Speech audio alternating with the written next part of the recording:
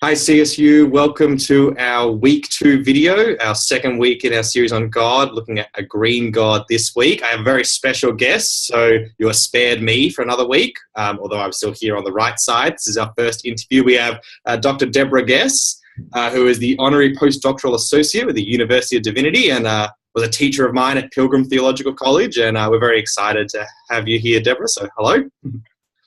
Hello, nice to be here. Thank you, Liam. No worries. Just for our folk who are, tuning in, maybe just if you could let us know a little about yourself, maybe, your work, your theological pursuits, how that comes out in your life. Some stuff like that, just to help us get to know you.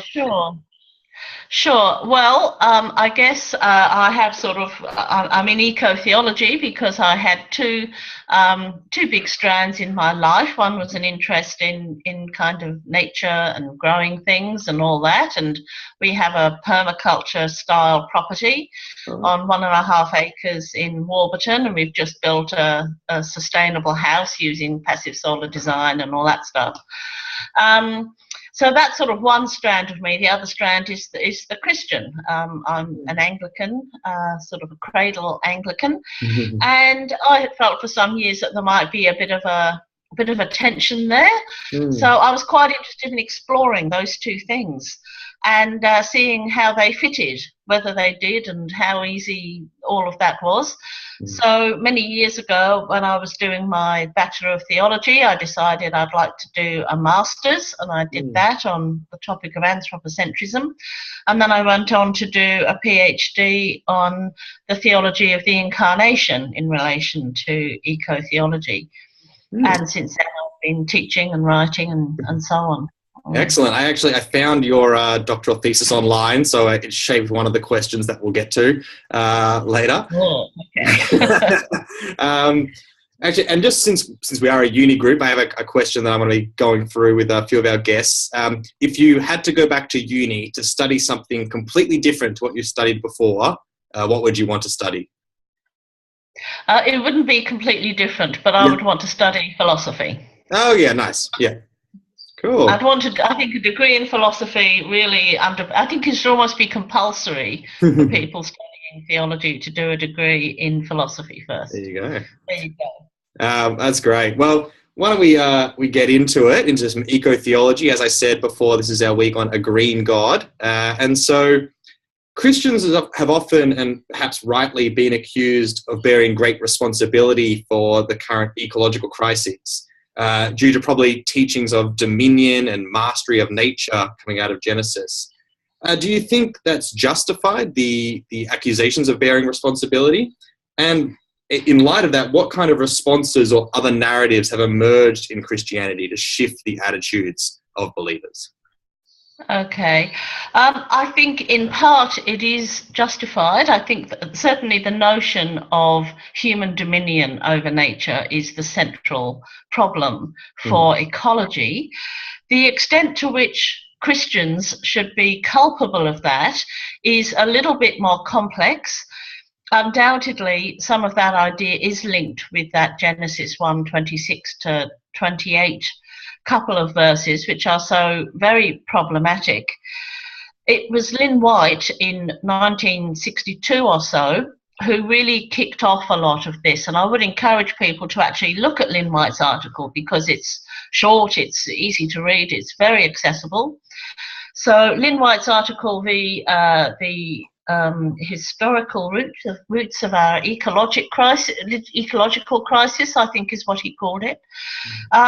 Now, in that, he suggested that it's those two verses from Genesis that have been incredibly problematic for us.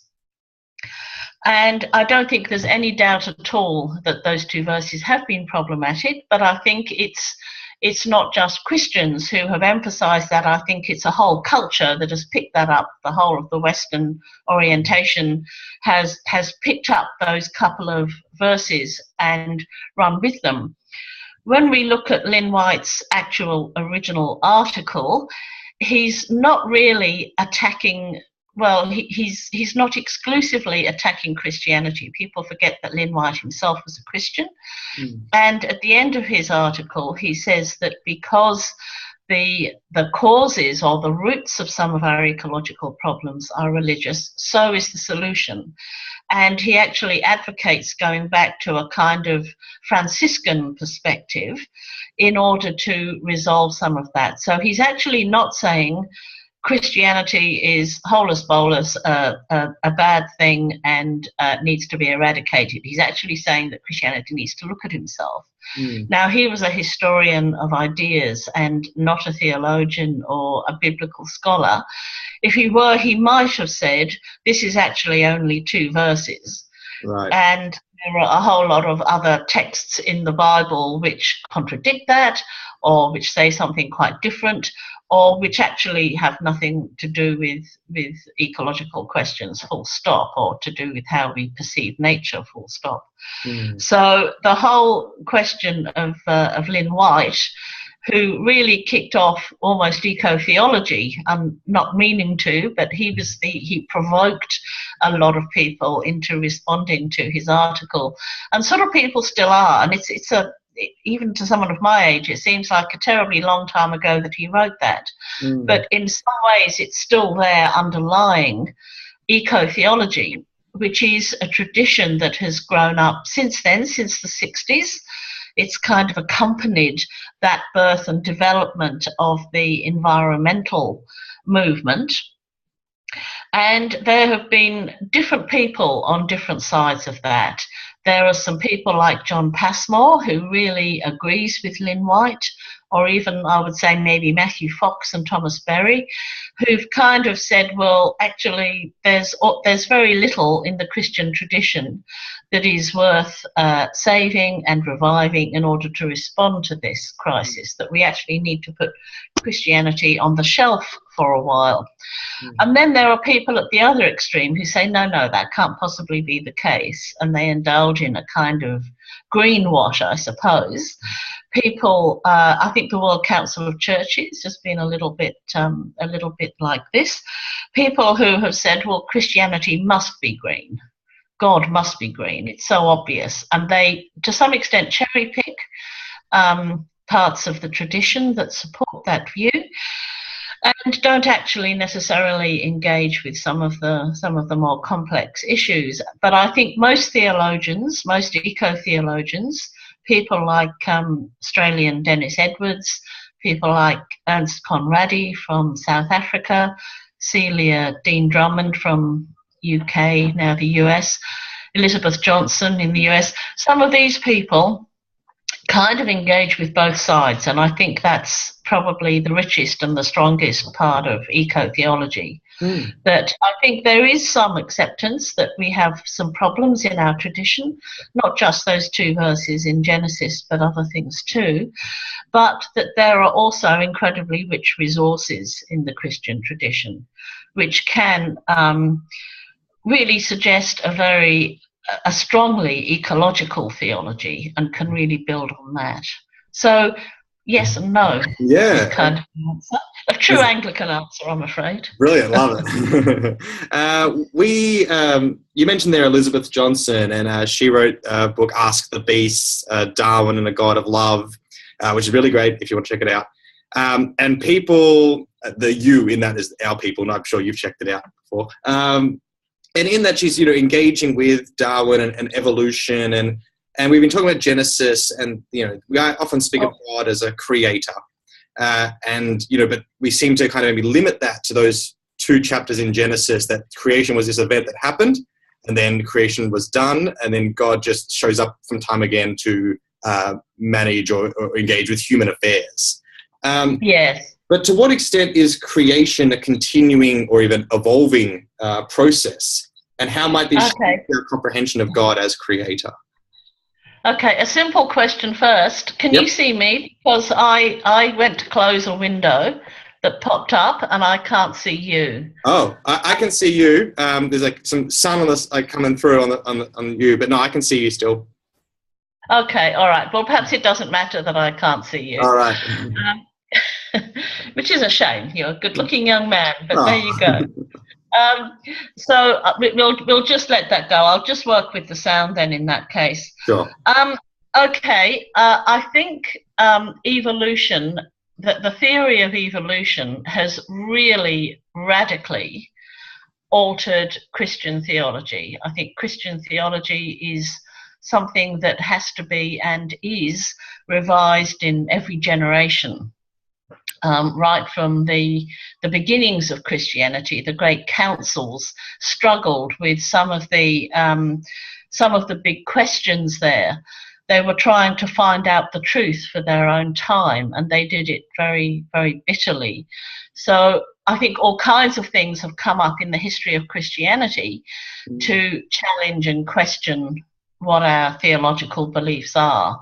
For example, slavery, which was accepted for so long, and then the church totally changed its theology around that and its idea of human beings. And I think evolution has been one of those really significant things that have changed how we saw God. There was in the middle of the modern era, in the 18th century and so on, following on from some of the discoveries of Newton and Bacon, there was this idea of a kind of billiard ball universe. It was a very static universe. And the idea of God was correspondingly also very static. God had kind of created the world at some point in time, and God had then kind of, sat back and dozed basically, while the world simply just carried on. So God was very transcendent, very uninvolved in the world. And I think the theory of evolution completely radicalized our view of God, and people would no longer accept that view. I don't think there's any theological tradition that would endorse deism these days. So I think theology has really changed, and it has very much posited, particularly in the last 50 years, the last 100 years probably, a far more dynamic God, a God who is very involved with the world. There's an understanding now that God makes things that make themselves, and that's really quite a different idea to God as this incredibly all-powerful creator who created once. The idea that God is permanently involved in the way that the world is evolving really presents a very different view of God. Yeah. I think it also throws up some difficulties. I don't just mean for creationists. I'm not sure there's any point getting into creationism, but it creates some difficulties, the idea of natural selection and the wastefulness of that, the suffering and the death that is a part of that is actually, I think there are some tensions between that and, the idea of God caring for every sparrow and the ideas of Christian compassion. I think there are some real challenges there, but Well, hopefully maybe we can get into some of the challenges in our groups. We'll try to throw around what some of those might be. Thank you for highlighting that. So I mentioned earlier I found your doctoral thesis online. I only read the abstract, though, but that was very readable. I was reading about the couple of terms of deep incarnation or deep incarnational. Now, we're talking about a green God here, but we're Christians, so how do we really talk about God without Jesus? So perhaps you could let us in on what deep incarnation is or means, and what it means when you write, I've got to quote, the profoundly ecological insights of a deep incarnational perspective, and how they can be pursued in mainstream Christian thought. Okay. Deep incarnation talks about Jesus Christ in terms of his continuing and pre-existent being, very much influenced by John's Gospel, I think. But it also talks about him not so much in exclusively human terms. Deep incarnation points out that really nowhere in the Bible. I think Paul says once something about Jesus being in human form. But apart from that, the New Testament references to Christ, to Jesus's incarnation, are almost exclusively in terms of sarx, flesh. So it's about God, the divine, becoming flesh, taking on flesh, not just human flesh. So taking on the flesh of the world, if you like, and some deep incarnationalists would even say taking on all of matter. So taking on what is living, what is not living. So they use really contemporary cosmology and evolutionary theory to point out that Jesus, like all of us, has this genealogy which goes back to, if you like, stardust. Yeah, right. So that Jesus and we have this commonality with all elements in the universe. We have descended from other animals who have descended from other simpler animals who have developed from microbes and so on. Yep. So it's this, there's a kind of a universal aspect to who Jesus Christ is. But that universal element also, of course, applies to us, and that allows us to re-envision ourselves as ecological beings and to see Jesus in that way. So it's really detracting from the human-centered idea, that idea that Jesus is actually all about human beings. He's about God and about human beings, and that's it. So this is really extending the meaning of Jesus Christ out to the whole of the natural world. And I think in a sense, it's not just, oh, he happened to be a person who lived at that time, unlike us. He was made of, the elements and he had a genetic composition and all of that stuff. It's actually suggesting that because divinity took on earth, took on the world in the person of Jesus Christ, this actually makes a radical difference to the world, to existence, to the meaning of all forms of life, that there is this connectedness, this cosmic aspect, a cosmic unity, if you like, that occurs within Jesus and through him. So it's really God meeting the world, and so it's suggesting that the incarnation is incredibly salvific. It's really giving a very central place to incarnation, and by implication, probably less to atonement. It probably draws atonement into incarnational theology rather than, setting atonement up there as a high theology on its own. So it's a bit challenging for some denominations or some Christian theologies. Yeah, and I like how, going back to your point about creation, of God makes things that then make things, that even that was set in order that things would make things for such a long, eons, that would end up making, being part of making Jesus of Nazareth. Yes, indeed. Yeah. So now, when we think of the books of the Bible, and they were written without a concept of things like biodiversity or a theory of evolution, and certainly written not in light of the current ecological crisis and our knowledge of it as we face it today. And so, it might be hard to find things, really explicitly that help Christians to be ecologically minded. And I know Norman Hagel, he has a thing of a green reading of Scripture. What does he mean by that? Or maybe what do you take to mean a green reading of Scripture? And perhaps you'd be able to give us an example of how a green reading of a Scripture might emerge, how we might look for that in a text that we wouldn't have necessarily thought it to be before. Okay. I think before Norman Hagel, Paul Santmeyer wrote a book, The Ambiguous, I can't remember the title of it, but the Travail of Nature, The Ambiguous Promise of Christian Theology, something like that.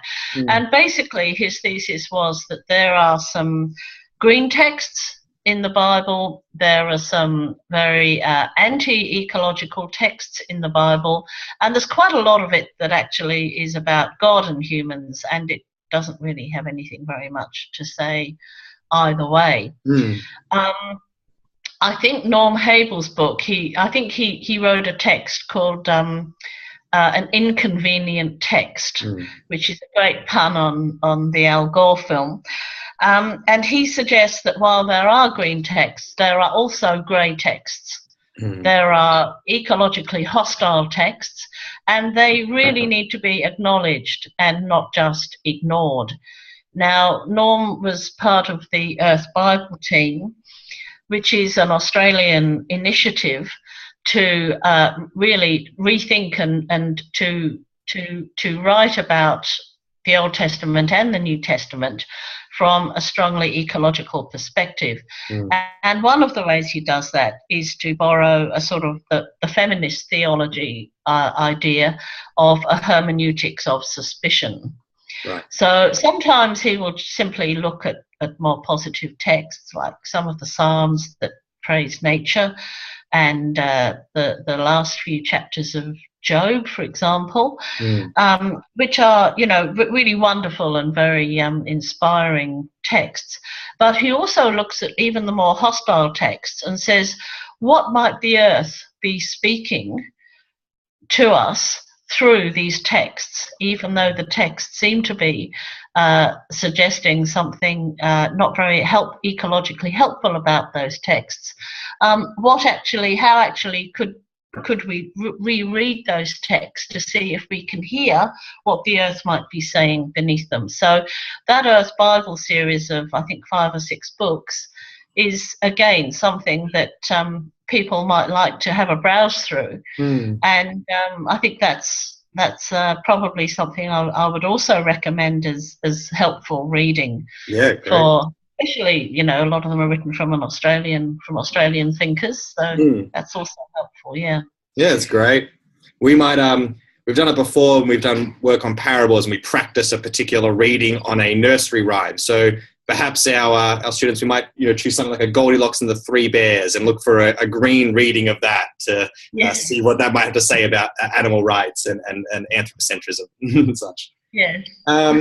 One final kind of maybe shorter question, Deborah, if you have this, is maybe does the ecological movement need Christians?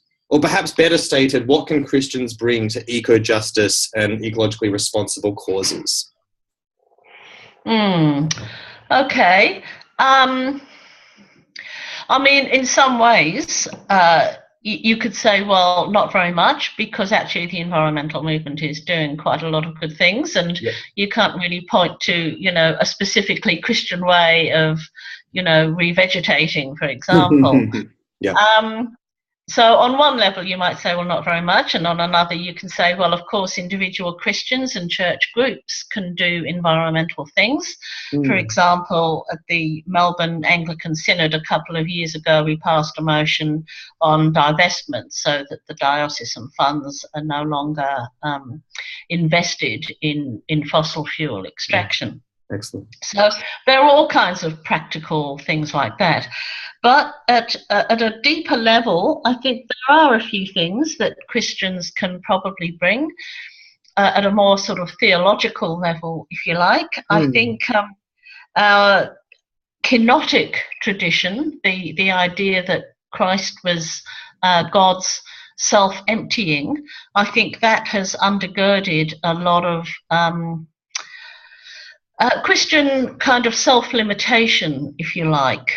The idea that we can actually change our way of lives, live more simply, and kind of make do with less, which is actually quite a strong tradition. It's quite a strong tradition on the Catholic side, in the monastic tradition, and also in some of the Protestant traditions. That's also been, the kind of simple living thing has been quite important. So I think that's a tradition and a way of being that we can put out to the world. I think it's a little bit countercultural too, because I think our present way of living is very much about, I have to maximize my own satisfaction, my own wealth, my own happiness, and so on. And I think Christianity can give a bit of a countercultural voice to some of that. Yeah. I think on the Catholic side of things, and I don't mean Roman Catholic. I think a lot of Anglicans and a lot of Uniting Church would say that they're Catholic in some sense. I think our sacramental tradition is quite important. I think the idea that we are using the things of the earth to connect us with the divine, that we participate at a weekly level on Eucharist in actually connecting ourselves with the earth and seeing deep meaning in that, and seeing that the world has a sacramental dimension. I think that counters what sometimes in the environmental movement, the kind of environmental management and so on, can really be quite sort of utilitarian and reductionist. And I think that idea that what we're dealing with here has a sacred quality, that whole theological basis that, you know, God is in this, actually, without being pantheist, I think that actually really is something that, again, we can contribute, that is a little bit different. And I think, again, the environmental movement can be perhaps at times a bit reductionist in how it looks at things. It can be quite kind of scientifically oriented. And again, I think the Christian tradition of compassion can actually have something to contribute there. Yeah. So I'd say some of those things, maybe. That was great. That's really, really helpful. Thank you very much for chatting with us and helping give us this great content for our groups to then discuss, and hopefully we can go forward from there. Pleasure. I'm really glad you've got this group going. Well done. Oh, thank you. Yes. So CSU, we'll see you in groups Monday and Thursday at the U-Bar, or Wednesday in the Google Hangout. Check the email for all the extra info you might need. And yeah, looking forward to seeing you and working through some of this. Blessings.